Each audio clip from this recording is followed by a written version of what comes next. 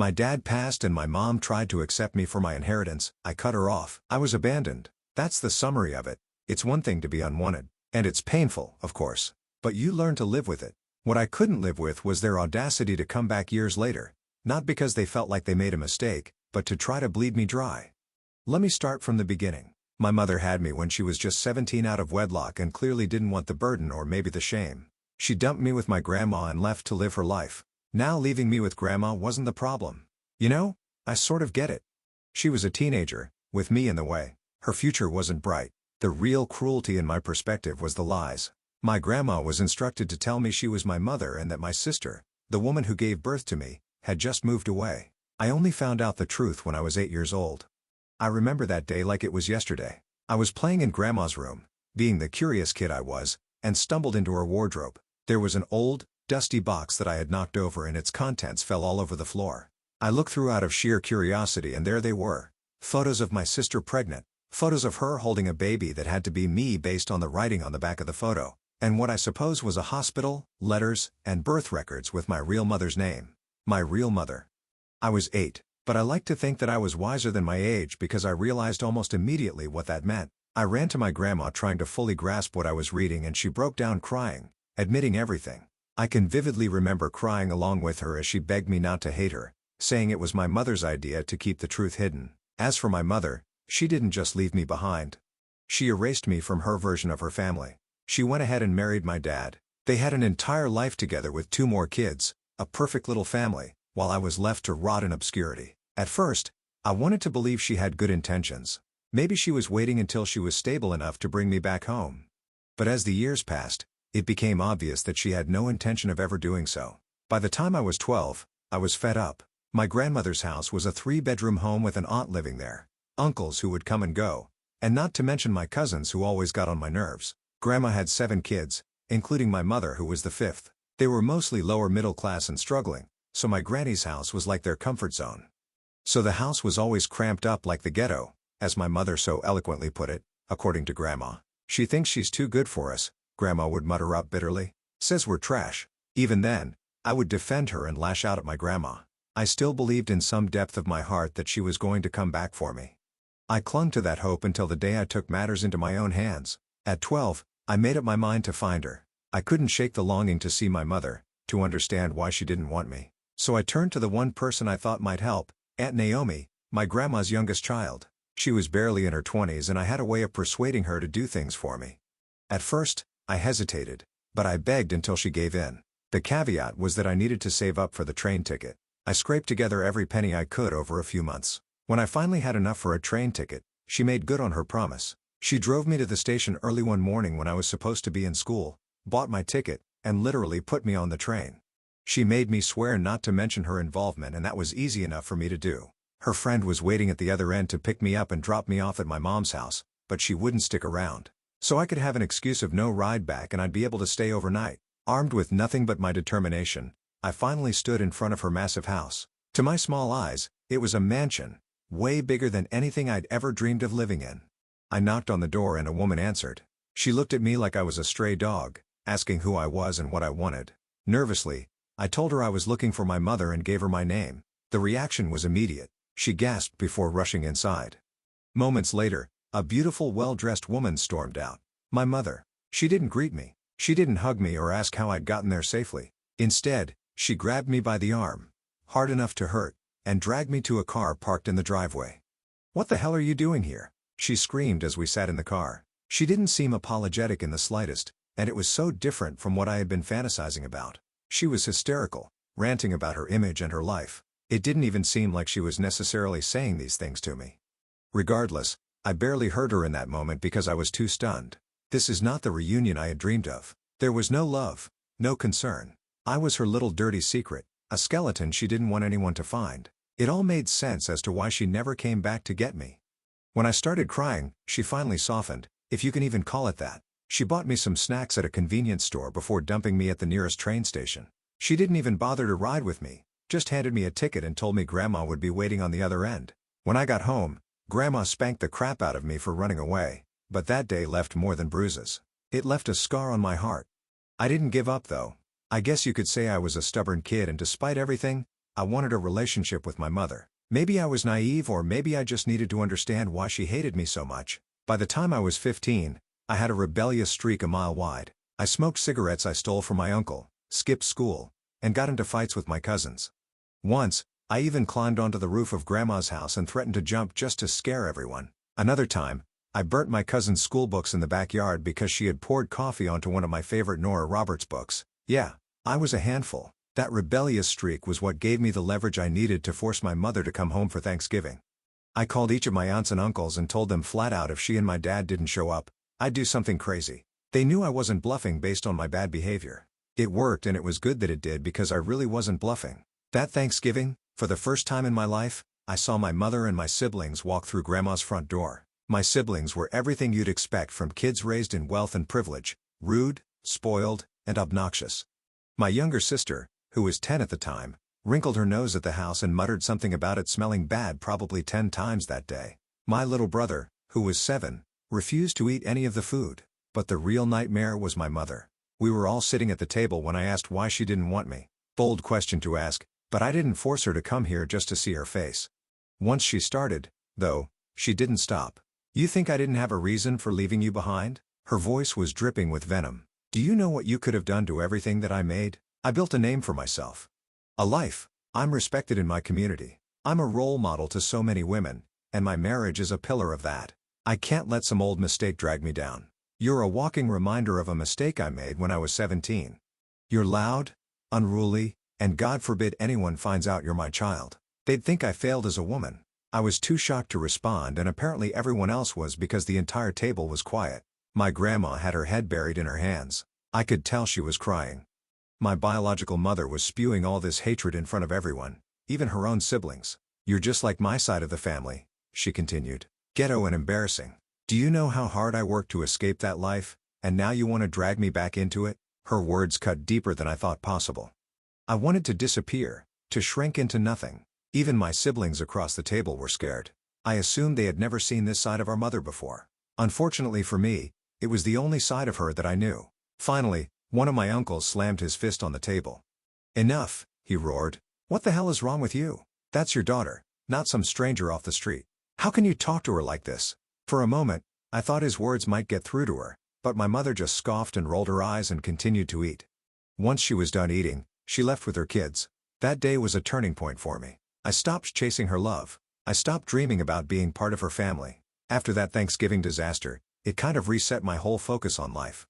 I was so traumatized at 12 that I became unruly.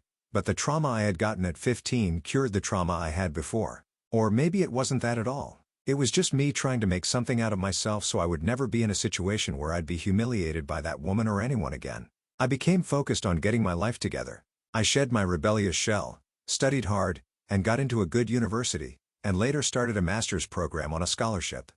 I didn't need my mother or anyone else. I was determined to succeed on my own. And then, out of nowhere, I got the call. My father had died. I didn't know him, so I wasn't exactly grieving, but what shocked me was that I was named in his will. That part didn't make a drop of sense to me, because how? The lawyer explained everything at the reading. My father had left me a leased condo with enough money to renew it if I wanted, his car, and 70% of his 45% stake in a company he co-owned. The rest of it went to my mother and her kids.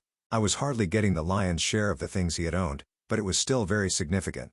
Apparently, according to the lawyer, my father had always wanted to reconnect with me but had been deceived by my mother. She'd told him that I was doing fine with Grandma and that abruptly entering my life would only hurt me. He believed her lies for years, thinking she was sending money he gave her to support me when she wasn't. Honestly, I didn't buy it. He was a grown man. If he truly wanted to see me, he could have done it. Instead, he chose convenience. Still, the inheritance was mine, and for once, I felt like I'd won. I had money, a lot of it, and the first thing on my mind was to move my grandma to a better house. Then I'd focus on myself. The request for dinner came out of nowhere. My mother wanted to meet, saying she wanted to talk about something important. I hadn't heard from her in months after the reading of my dad's will, so you can imagine my skepticism. I had no idea what she wanted, but I didn't trust it for a second.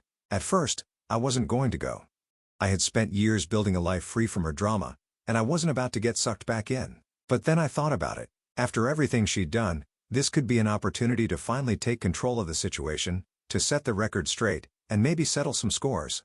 When we met at the restaurant, she acted like nothing had happened between us. She agreed to me like I was her long-lost best friend, smiling and throwing around terms of endearment that felt so fake I wanted to roll my eyes. "Look at you," she gushed, her hands gesturing as though she were proud. "You grew into such a fine young woman. I've always believed in you. You know?" I forced a polite smile and let her talk. She spent the first 20 minutes rambling about her life, her so-called struggles, and how family should always stick together. She was laying the groundwork, but for what? Finally, she got to the point. "Your siblings and I, well, we've been having a hard time lately," she said. "It's been tough keeping everything afloat. You know how it is with Dad gone and with you doing so well now." There it was. She didn't come out and ask for money directly, but she didn't have to. She laid it on thick, talking about how much she regretted the distance between us and how she hoped we could start fresh as a family. She even had the nerve to bring up my father's inheritance, saying something like, "Your dad would have wanted us to be united," and something about her contesting the will if I cannot come through. The goal of it was almost impressive. I left that dinner angry but also determined. If she thought she could manipulate me into bailing her out after years of neglect and abuse, she was delusional. Still, I wanted to confirm my suspicions. I reached out to my aunt and casually brought up my mother. "She's been struggling," I said, playing it cool. My aunt didn't hesitate. "Oh, you have no idea. Between the debts she racked up and her business going under, it's a mess. She's desperate." "Did she say something to you?" That confirmed it. My mother wasn't reaching out to rebuild our relationship. She wanted money. My money. And that's when I started planning. I knew confronting her directly wouldn't work. People like my mother thrive on manipulation and lies. She'd just deny everything, twist the narrative, and make me out to be the villain.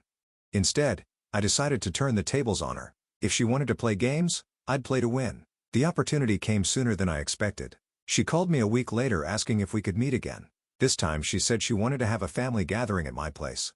"It'll be good for us all to come together," she said. "We can catch up and finally be a proper family." I agreed, but only on the condition that she let me plan the event. I told her I wanted to make it special and insisted she invite her friends and some of her community group. She jumped at the idea, probably thinking it would make her look good. She didn't know that I did not intend to make her look good. I quietly did my research in the weeks leading up to the event. I reached out to a few people from her community, the ones she always bragged about being close to. I asked them innocent questions about her business and financial situation, framing it like I was just curious about how she was doing. Her marriage counseling business was obviously failing because she's been mismanaging funds.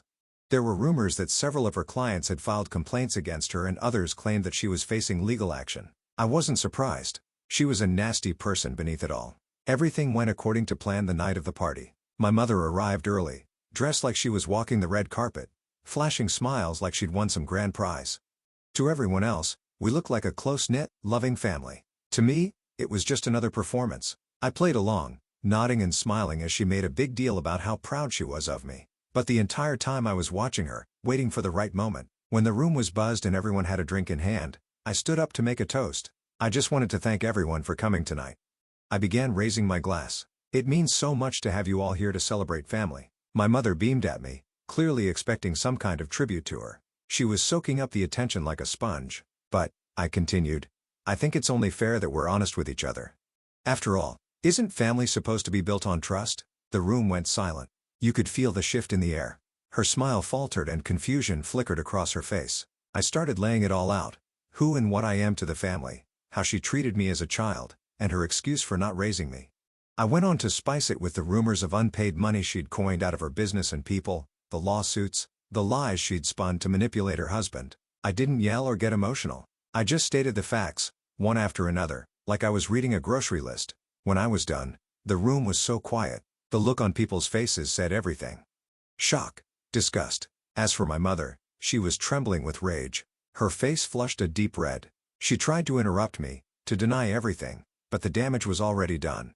The people she'd spent years trying to impress now saw her for who she was. It didn't help that she couldn't deny everything with her full chest. After my toast, she stormed out of the party, dragging my siblings behind her. Some guests followed, probably out of sheer awkwardness, but others stayed, whispering amongst themselves. I just stayed there and finished up my glass of wine and the food set before me.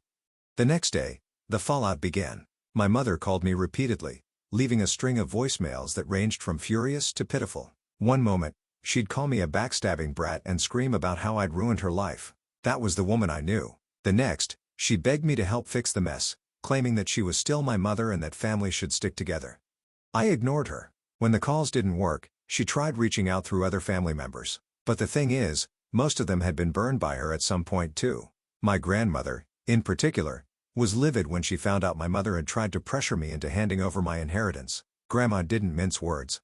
She called my mother out for being selfish and manipulative, which was the end. When none of that worked, my mother showed up at my apartment. I wasn't surprised. When I opened the door, she immediately tried to push her way inside, but I blocked her like she did when I was 12. "Do you have any idea what you've done?" She hissed at me. "Told the truth," I said calmly. I knew she was unfamiliar with that. She scoffed, then launched into the speech about how my siblings needed money, and how I had all this inheritance I didn't even need or even deserve. She thought about how she'd made mistakes but was still my mother and how family is supposed to stick together. I crossed my arms. "Stick together? Like how you abandoned me when I was a kid. Spare me the lecture." Her tone shifted. She started begging, asking me to give her just enough money to get back on her feet. She swore she'd change, that she'd learned her lesson. I stared at her for a long moment before I told her to get out and don't come back. "If you show up here again, I'll call the police." She opened her mouth to argue, but I didn't budge.